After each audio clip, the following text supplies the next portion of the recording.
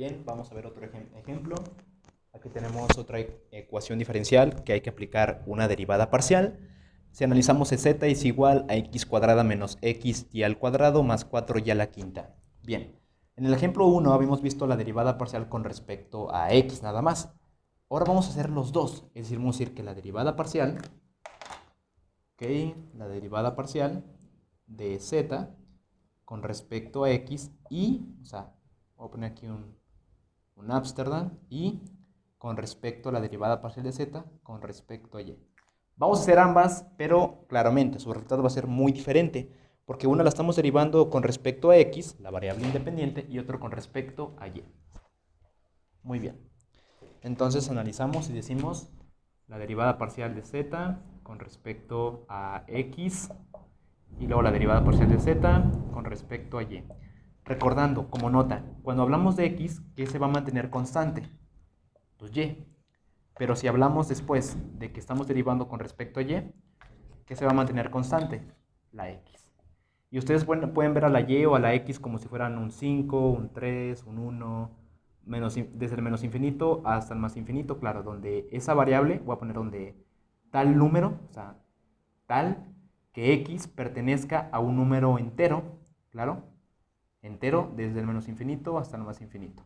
O incluso puede pertenecer a un número real, si nosotros decidimos, pero de base que respete esta regla. ¿Ok? Muy bien, entonces, con respecto a x, entonces digo, la derivada de 2 de x cuadrada me va a dar 2x, ya que el exponente multiplica la base, ya lo sabemos, menos, ahora x se mantiene constante, ¿sí o no? Y la derivada de x es 1, entonces te va a quedar y cuadrada, ¿ok? Más la derivada de x con respecto bueno, la derivada de 4x ya a la quinta con respecto a x, pues te va a dar 0. Entonces, resumiendo, con respecto a x te queda 2x menos y cuadrada. Para el caso de la derivada parcial de z con respecto a y, entonces 0, y aquí, ok, porque aquí 0, porque no hay ninguna y, menos, porque estoy considerando x constante, acuérdense, lo que está aquí es constante. Constante. Muy bien. Entonces, menos el primer término por la derivada del segundo te queda como x2y. Entonces puedes acomodarlo como 2xy más 20y. Ok, estamos y a la cuarta.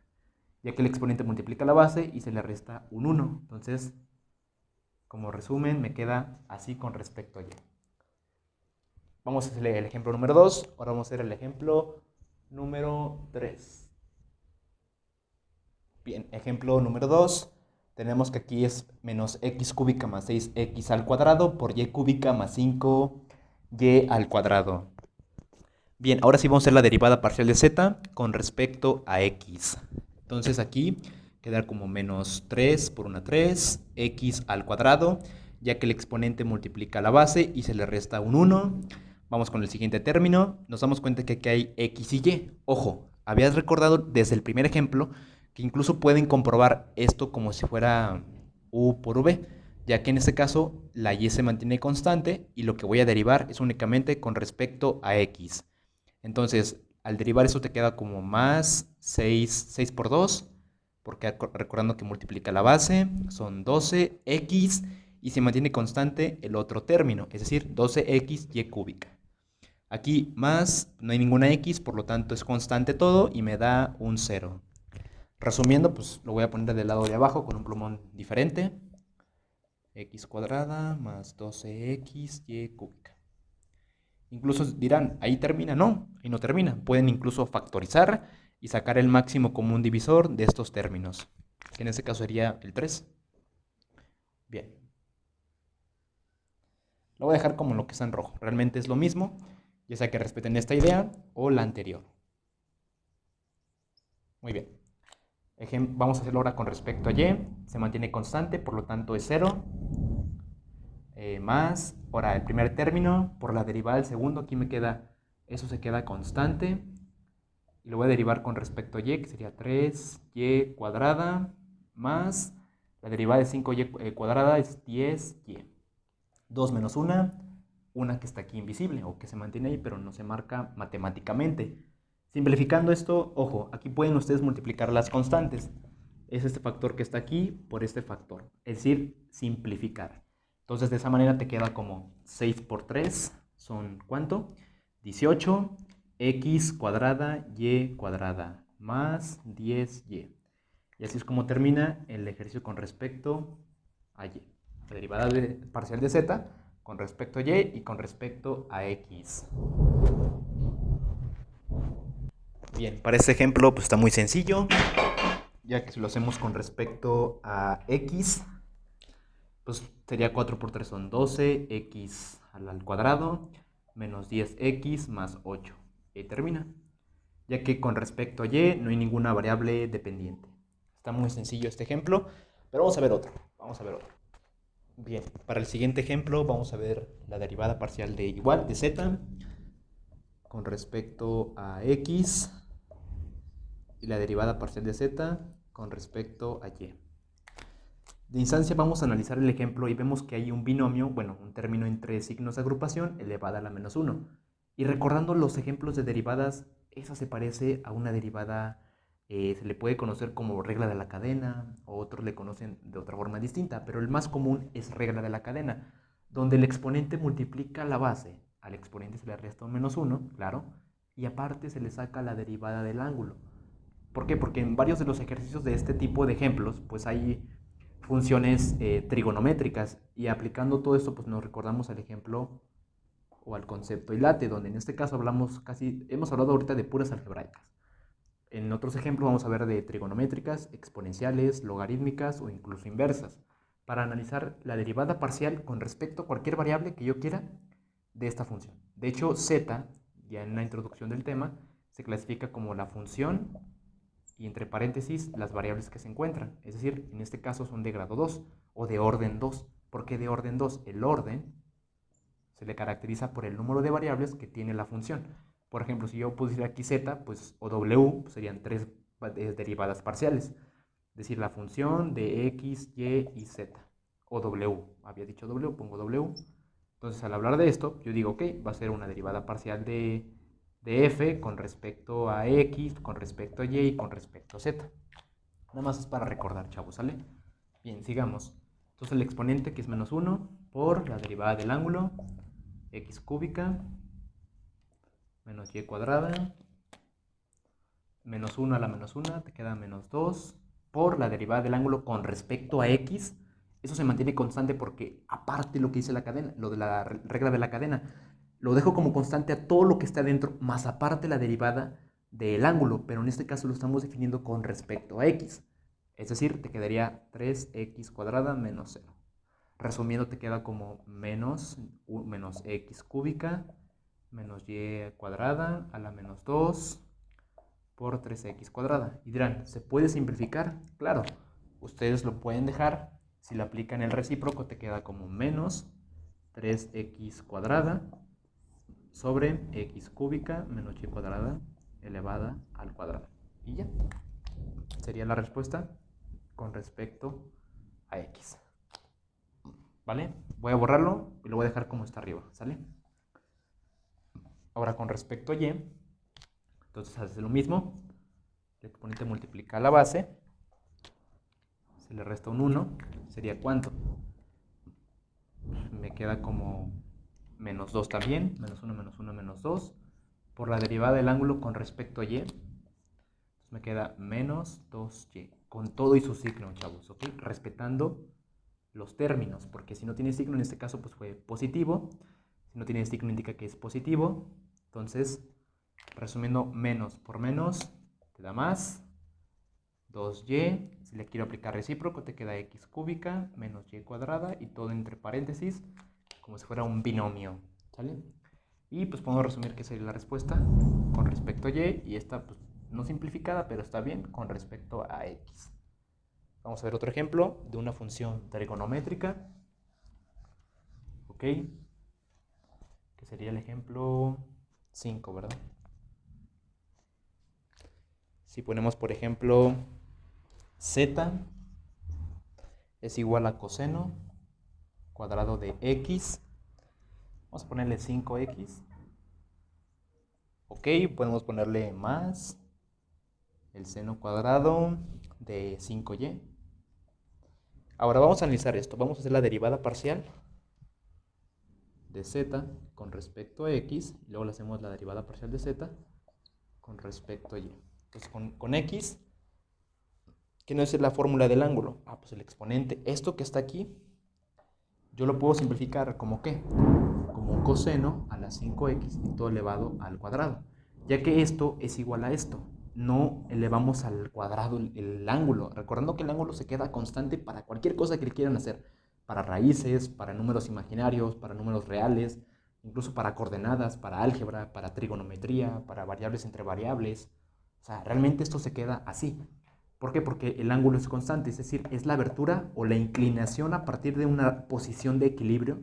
Muchos lo representan en el plano cartesiano, pero esa posición o esa línea horizontal perpendicular con el eje Y, pues me va a indicar la abertura, el ángulo. Bueno, entonces lo que va a cambiar nada más es esta que está aquí, su coseno, es decir, la función trigonométrica, ¿sale?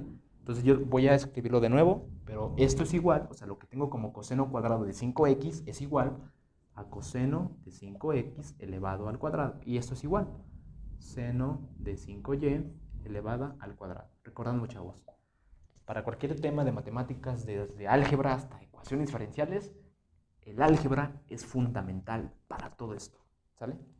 Bien, entonces antes de, voy a borrar esta parte por espacio. Esto es igual, el exponente multiplica la base, coseno de 5x, 2 menos 1, 1, más aparte la derivada del ángulo, te queda 5. Resumiendo, 5 por 2, pues puedes escribirlo como 10 coseno de 5x. Ahí está la derivada parcial con respecto a x. Y dirán, ¿y esto? Pues no lo hago, ¿por qué? Porque pues me va a dar 0, porque es con y, vemos que tiene la variable dependiente y si lo estamos haciendo con respecto a x, entonces mantengo constante esto, y la derivada de una constante es 0. Y si me preguntan, ¿qué pasaría si yo le meto una x? Claro, cambia. Ahorita vamos a ver ese ejemplo, ¿sale? Lo voy a dejar. Vamos a hacerlo con respecto a x. Entonces es con respecto a x, perdón, con respecto a x aquí. Pero vamos a hacerlo ahora con respecto a y, a la derivada parcial de z. Ok, con respecto a y. El primer término te va a dar 0. Ahora el exponente multiplica la base. Más aparte la derivada del ángulo, pues la derivada de 5y, 5. Simplificando, este factor por este factor, te queda como 10 seno de 5y.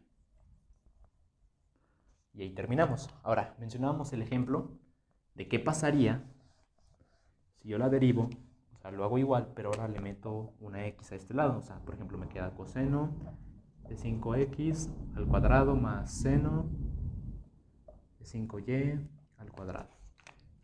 Yo le meto aquí una y, yo le meto aquí una x, para ver qué pasa. Entonces aquí el exponente multiplica la base. Lo voy a hacer con respecto a x, ¿vale? Entonces 2 coseno de 5xy, 2 menos 1, pues te quedan 1, más aparte la derivada del ángulo, con respecto a x, la derivada de 5x te queda 5y.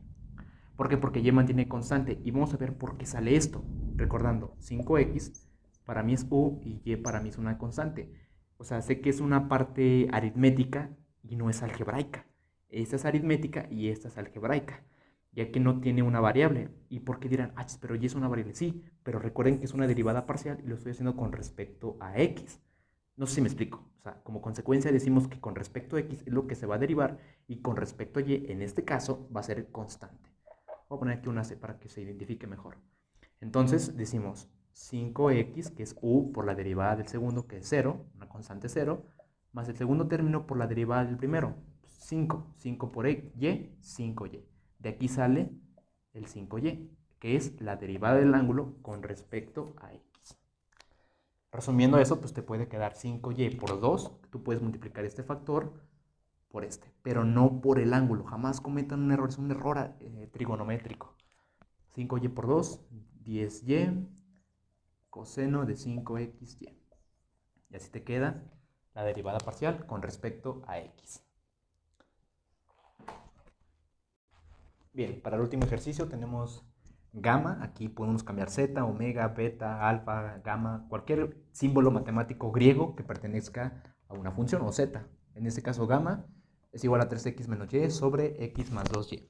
Para el último ejercicio o ejemplo 6, vamos a ver que esa derivada parcial, si lo hacemos la derivada parcial de z con respecto a x, pues se parece a qué fórmula de derivadas, pues a u sobre v, donde decimos que es el primer término, que sería el denominador de v, o sea, el denominador v por la derivada de u, que sería de u, y luego menos el término como numerador, que es u, por la derivada del denominador, que es de b, y todo en razón de v elevado a la potencia 2, o igual, v al cuadrado, que es realmente lo mismo.